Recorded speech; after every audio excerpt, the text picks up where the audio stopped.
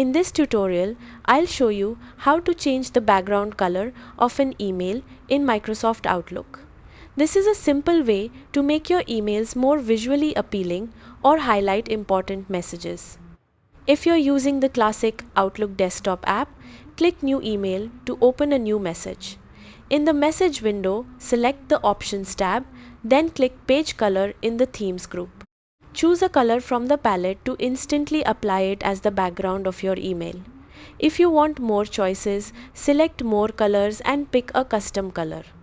Keep in mind that light background colors usually provide the best readability, especially for recipients using different email apps or devices.